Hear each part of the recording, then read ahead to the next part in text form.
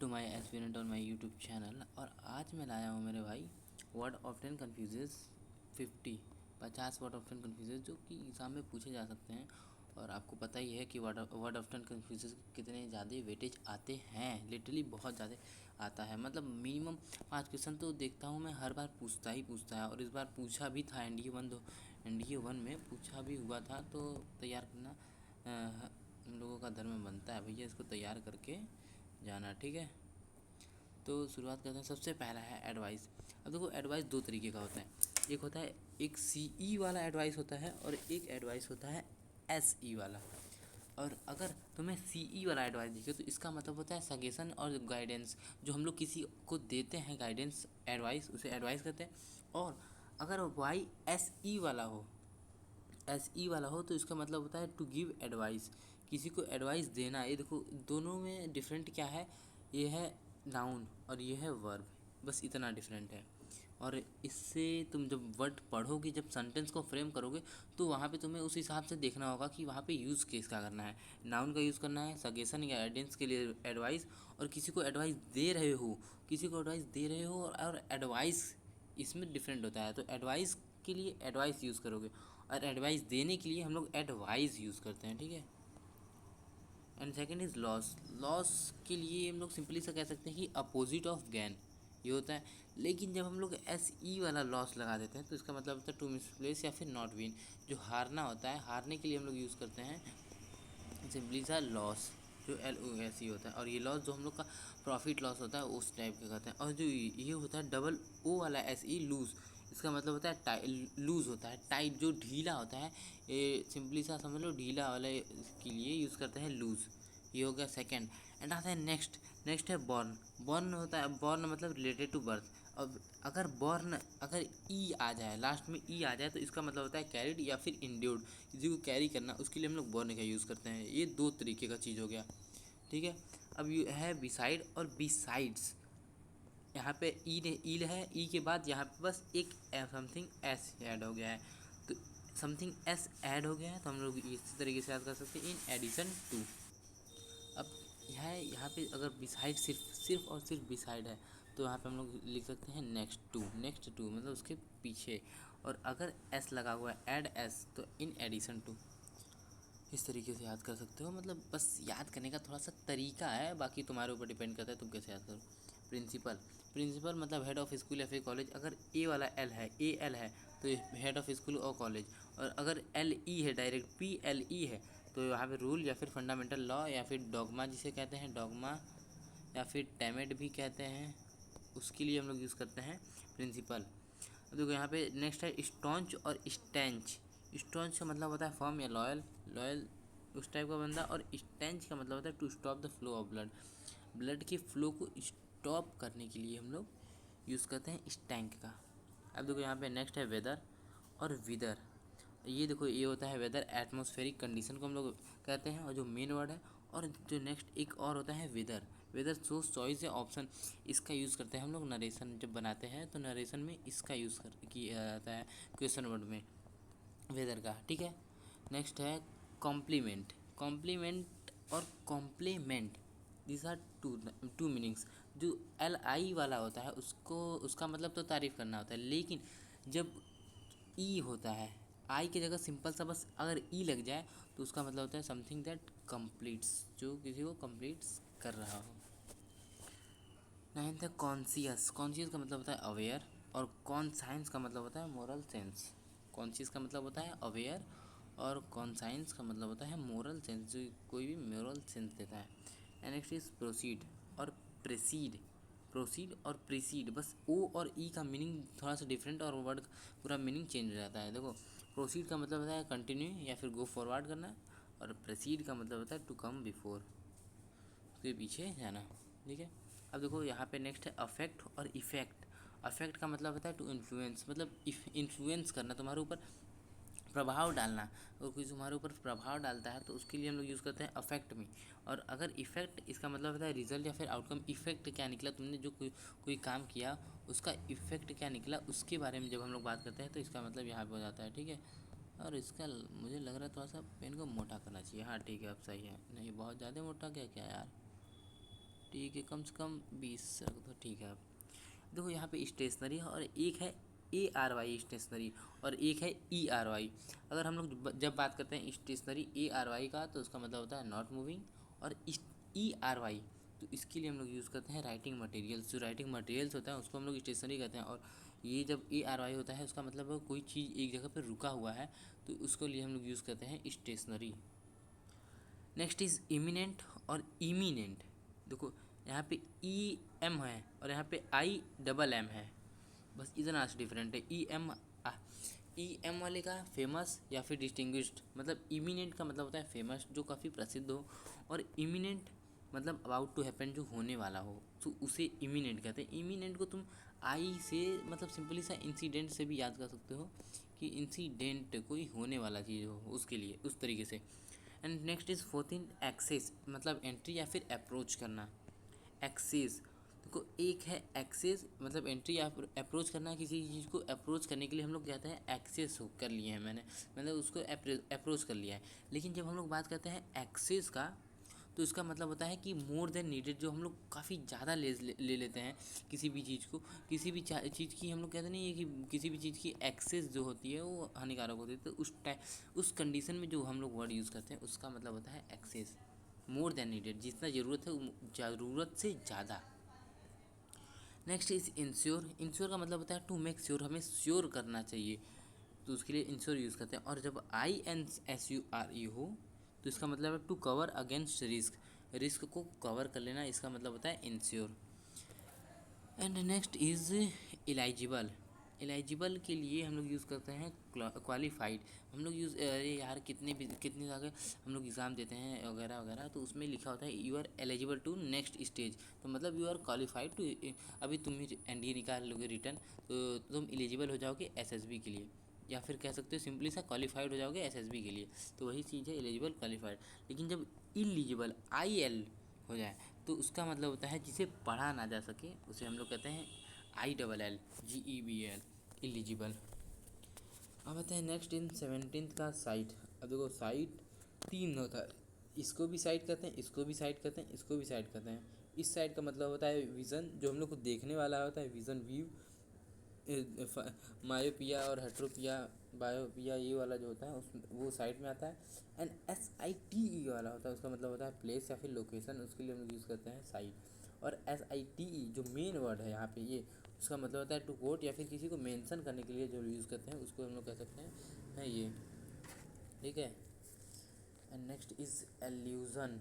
तो illusion, red मज़ा ही नहीं दे रहा है भाई, रेड ठीक है, पर्पल ठीक लगेगा, फिर भी ब्लू ठीक है।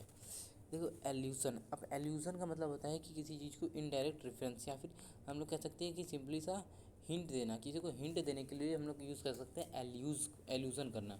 अब और अगर इल्यूज़न, अब इल्यूज़न का तो मतलब होता है पता ही है कि मिरेकल, सिंपली सा अगर हम लोग ईजी मीनिंग में कहा जाए मिरेकल या मिराज, हम लोग पढ़े हैं मिराज को ही कहते हैं, ठीक है। इल्यूज़न, फॉल्स बिलीफ या डिसेप्शन। अब नेक्स्ट है मोरल और मोरल, एक है मोरल एक है मोराल। तो मोराल जो हम लोग कहते हैं नहीं, मोराल कैसा है भाई, कॉन्फिडेंस हो रहा है कि नहीं, तो उसके लिए हम लोग यूज़ करते हैं मोराल का मतलब होता है कॉन्फिडेंस। और जब हम लोग मोरल की बात करते हैं मतलब जो हम लोग कोई भी स्टोरी वगैरह पढ़ते थे बचपन में तो उसका एक मोरल होता था, एक नैतिकता होती थी कि लेसन क्या मिला हम लोग को, तो उसको वो होता है मोरल। मोरल मतलब लेसन या फिर एथिक्स क्या मिलता है उससे। Next is complementary. Complementary, complementary यहाँ पे दो मीनिंग होता है, एक EMENT है और एक IMENT है। तो वो मैंने इससे पहले भी कॉम्प्लीमेंट वाला बताया था, तो उसमें कॉम्प्लीमेंट का मतलब था प्रेस, और यहाँ पे यही है कॉम्प्लीमेंट्री मतलब फ्री ऑफ कॉस्ट या फिर एक्सप्रेसिंग प्रेस। और कॉम्प्लीमेंट्री का मतलब होता है कॉम्प्लीटिंग ईच अदर, एक दूसरे को कम्प्लीटिंग करना, उससे हम लोग उसके लिए यूज़ करते हैं कॉम्प्लीमेंट्री। लेटर, आफ्टर वार्ड्स, बहुत मतलब बाद। और जब हम लोग LATTER लेटर का यूज़ करते हैं मतलब सेकेंड ऑफ टू, बहुत दो के बाद, ज़्यादा के बाद, बहुत सारे के बाद लेटर, और थोड़े समय के बाद सेकेंड ऑफ टू। एक्सेप्ट और एक्सेप्ट, एक्सेप्ट का मतलब होता है टू रिसीव करना, और जब हम लोग बात करते हैं एक्सेप्ट का मतलब होता है कि एक्सेप्ट, एक्सेप्शन जानते ही हो ना कि इसके सिवा, हम लोग सिंपली से कहते हैं इसके सिवा, मतलब एक्सक्लूड करना, इस किसी चीज़ को एक्सक्लूड करना, उसके लिए हम लोग यूज़ करते हैं डायरी। प्लेस फॉर में, अब देखो डेयरी और एक होता है डायरी, बस ये मैंने पढ़ा ही उसी तरीके से। एक होता है डेयरी, एक होता है डायरी। डेयरी का मतलब होता है प्लेस फॉर मिल्क प्रोडक्ट्स, और डायरी का मतलब होता है पर्सनल रिकॉर्ड, जिसमें हम लोग लिखते हैं अपना। अब इन दिस इरा मुझे नहीं लगता है कि मोस्ट ऑफ द स्टूडेंट या फिर कोई भी लोग डायरी लिखता होगा, लेकिन पुराने ज़माने के लोग लिखते थे। 24 है डिज़र्ट और डेजर्ट। डिज़र्ट का मतलब होता है बैरन लैंड, जो थार है राजस्थान, ठीक है, मतलब रेतीला वो जगह, उसे हम लोग कहते हैं डिज़र्ट। और जब तुम कहोगे मरुस्थल, सिंपली सा मरुस्थल, इसके लिए हम लोग यूज़ करते हैं मरुस्थल, ठीक। और जब हम लोग बात करते हैं डेजर्ट की, इसका मतलब होता है sweet dish, delicious things, sweet dish, उसके लिए हम लोग यूज़ करते हैं dessert. And next is personal and personnel. हम लोग बहुत जगह हम लोग देखे हैं पर्सोनल। तो पर्सोनल का मतलब होता है स्टाफ या फिर एम्प्लॉयज़, स्टाफ और एम्प्लॉयज़ को हम लोग के लिए यूज़ करते हैं पर्सोनल। और पर्सनल का मतलब तो प्राइवेट होता है, ये तो पता ही है। थोड़ा सा कलर वाला चेंज किया जाए क्या, समथिंग ये लिया जाए, हाँ। वुमेन और ह्यूमेन, देखो ह्यूमन का मतलब होता है मैन या फिर वुमेन, उसका मतलब होता है, और ह्यूमेन का मतलब होता है काइंड हार्टेड। ह्यूमैनिटी, सिंपली से हम लोग कहते नहीं कि दयालुता, दयालुता के लिए हम लोग यूज़ करते हैं human. And 27 is dual. Dual का मतलब है double, two fold. And duel, duel का मतलब है फाइट बिटवीन टू पर्सन, दो के बीच में खुद की लड़ाई करना, उसे हम लोग कहते हैं डुएल। एंड डेफर, डेफर का मतलब होता है पोस्टपोन, और डिफ़र का मतलब होता है टू डिसएग्री, किसी को साथ डिसएग्री करना, उसके लिए हम लोग यूज़ करते हैं डिफ़र। और डेफर का देखो हम लोग डिफरेंस से भी याद कर सकते हैं, उसका मेंटलिटी और हमारा डिफरेंट है, उसके लिए हम यूज़ करते हैं डिफ़र, मतलब टू डिसएग्री। और डेफर का मतलब होता है पोस्टपोन।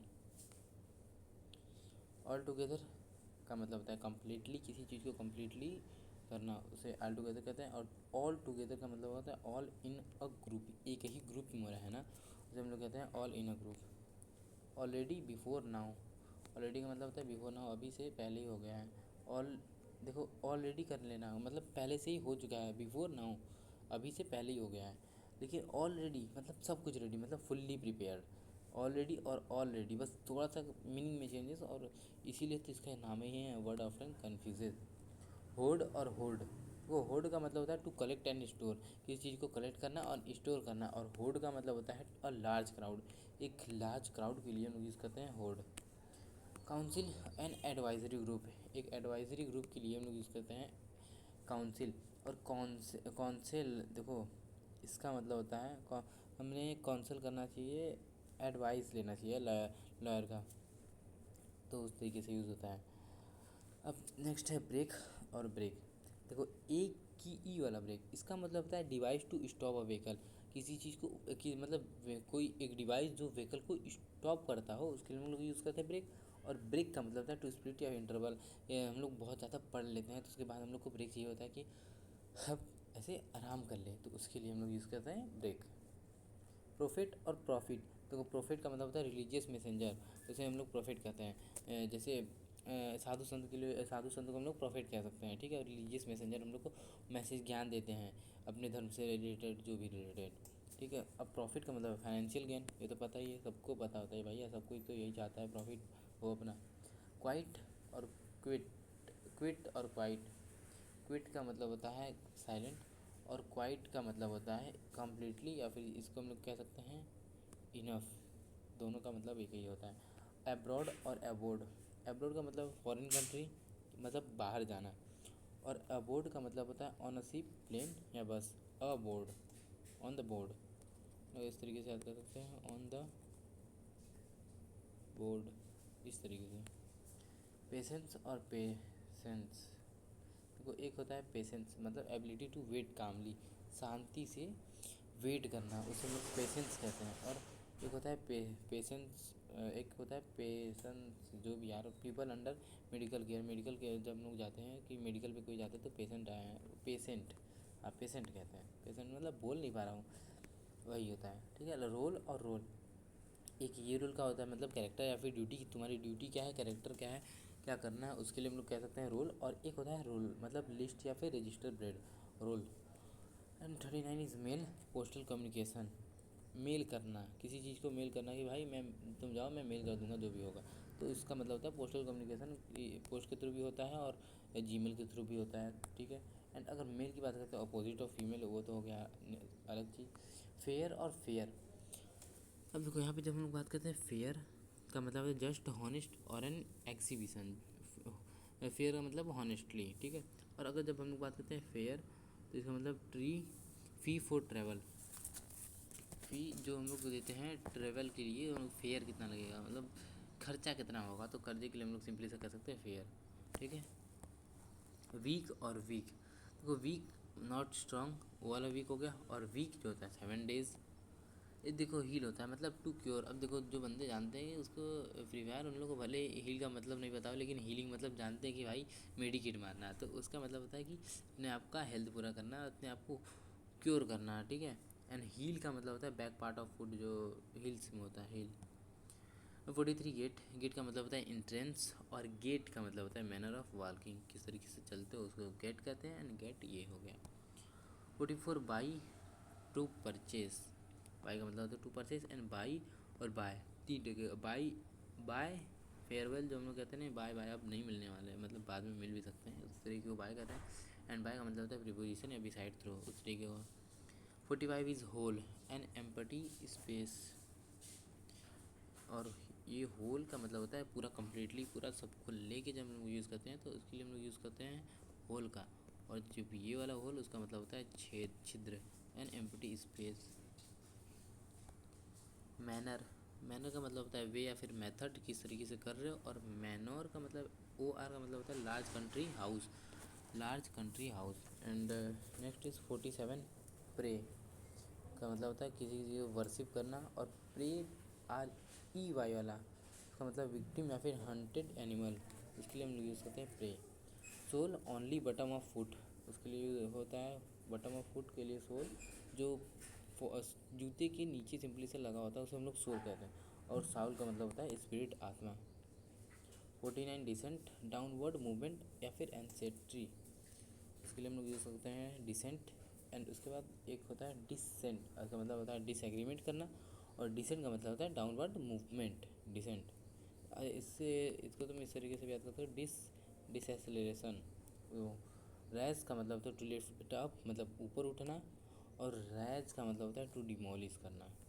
देख रहे हो, मतलब एक वर्ड चेंज होने की वजह से पूरा मीनिंग ही चेंज हो जा रहा है। रैज अप का मतलब ऊपर उठना, और रैज का मतलब टू डिमोलिश। तो बस आज के लिए इतना ही, मिलता है नेक्स्ट लेक्चर में। जय हिंद।